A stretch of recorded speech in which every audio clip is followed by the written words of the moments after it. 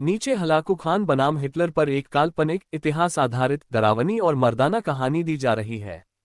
ये कहानी जुल्म की भयावहता दिखाने के लिए है, महिमा मंडन नहीं।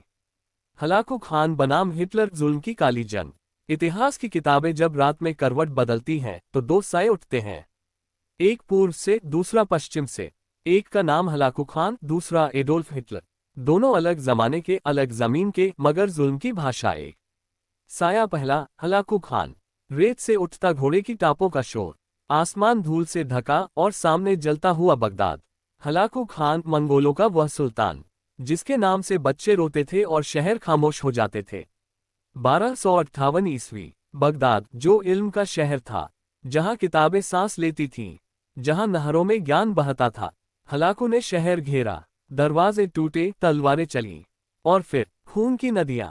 कहा जाता है दजला नदी का पानी काला हो गया, किताबों की स्याही से, और लाल हो गया इंसानों के खून से। मर्द, औरत, बच्चे, कोई नहीं बचा। हलाकू की आंखों में दया नहीं, सिर्फ फतह का नशा। उसकी हंसी डरावनी थी। डर ही सबसे बड़ा हथियार है।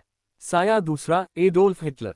अब तस्वीर बदलती है। लोहे की फैक्ट्रियां, धुआं उगलते चिमनी, और जर्मनी में उठता हुआ एक आदमी, हिटलर। उसकी जुबान तलवार से तेज थी, उसकी आवाज भीड़ को पागल कर देती थी।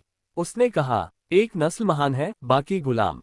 और फिर शुरू हुआ होलोकॉस्ट। ट्रेनें भरी हुई इंसानों से, मगर मंजिल कोई शहर नहीं।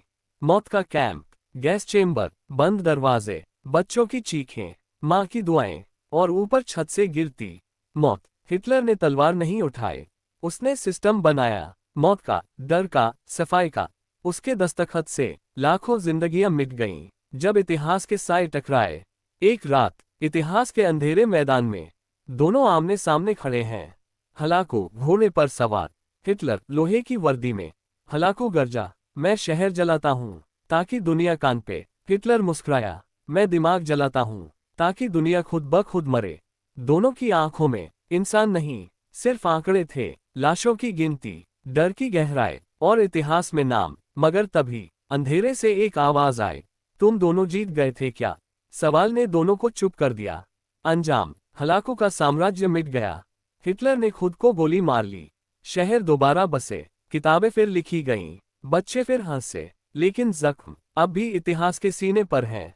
ये कहानी बताती है, जुल्म चाहे तलवार से हो या सिस्टम से,